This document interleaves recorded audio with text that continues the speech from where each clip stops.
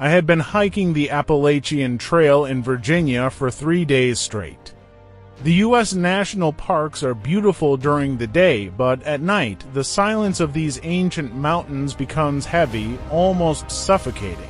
Local folklore always warns people about these woods, telling outsiders never to look into the trees after dark and never to answer if they hear their name. I used to laugh at those internet horror stories.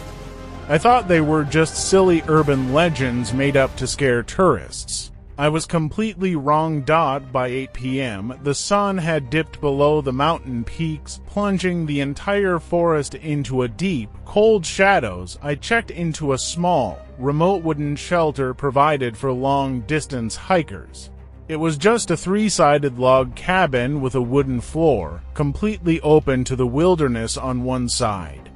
The nearest town was a 20-mile trek through rough terrain, and my phone had lost all network bars hours ago. I built a small campfire right outside the opening, cooked a simple dinner, and crawled inside my thick sleeping bag. The only sounds were the crackling of the burning wood and the cold wind rustling through the high pine trees. Around midnight, the temperature plummeted drastically. I woke up shivering, noticing that my campfire had completely died out, leaving only glowing red embers, but it wasn't the cold that woke me. It was the absolute, unnatural silence. The wind had stopped. The crickets, which had been chirping loudly all evening, were completely dead quiet.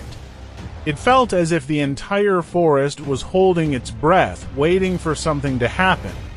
I sat up in my sleeping bag, my skin tingling with an overwhelming sense of dread.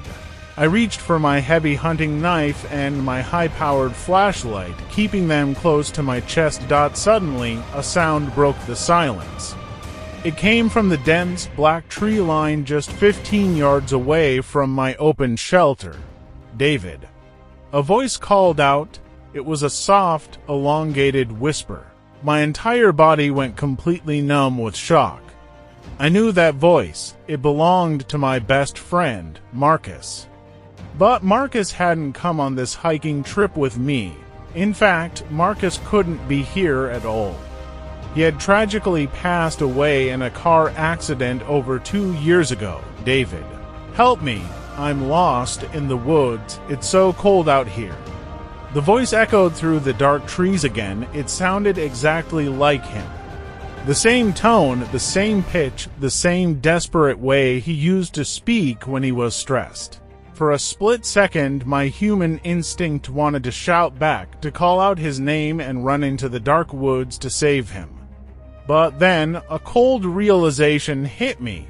Marcus was buried 6 feet under the ground in Ohio. Whoever or whatever was standing out there in the pitch-black wilderness, it was not my friend. I remember the oldest rule of the Appalachian Mountains. If you hear something calling your name in the woods, do not look, do not move, and above all, do not answer. I held my breath, gripping my knife so hard my knuckles turned white. I stared directly at the dark tree line. The voice started to change.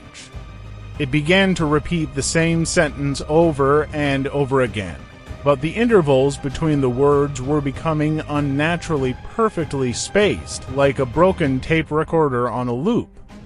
David, help me, I'm lost. David, help me, I'm lost. David, help me, I'm lost. Then the voice shifted. The familiar, warm tone of my dead friend melted away, replaced by a low, vibrating, mechanical rasp. It didn't have human lungs. It sounded like an animal trying to shape human words using a throat that wasn't built for speech through the faint red glow of the campfire embers. I saw the bushes at the edge of the tree line slowly part away. Something massive crawled out from the shadows. It was impossibly tall, standing on elongated, skeletal limbs that looked like charred tree branches. Its torso was thin, rib cage pushing against sickly, gray skin. But it was the head that made me want to scream.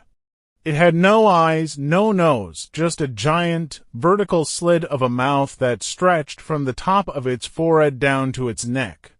Inside that open slit, the flesh was vibrating. Mimicking the sound of my friend's voice, the creature took a long, heavy step toward my open cabin. It knew I was inside. It was using the voice as bait to make me speak, because the moment a human answers, the entity locks onto their exact location. I pressed my back flat against the rear wooden wall of the shelter, tears of pure terror streaming down my face.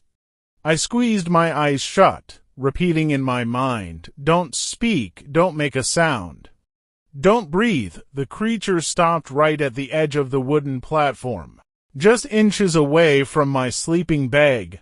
I could smell it. A horrific stench of metallic blood and old copper filled the small cabin. I could hear its wet, vertical mouth clicking and snapping in the dark, searching the air for any vibration of sound. It let out one final, deafening shriek that sounded like a woman screaming in agony, trying to startle me into making a noise. I bit down on my own hand, drawing blood, forcing myself to stay completely silent. For 3 agonizing hours, the entity paced around the outside of my shelter, scratching its long, wooden claws against the logs. Only when the very first ray of gray morning light broke through the mountain fog did the scratching finally stop. I opened my eyes. The creature was gone.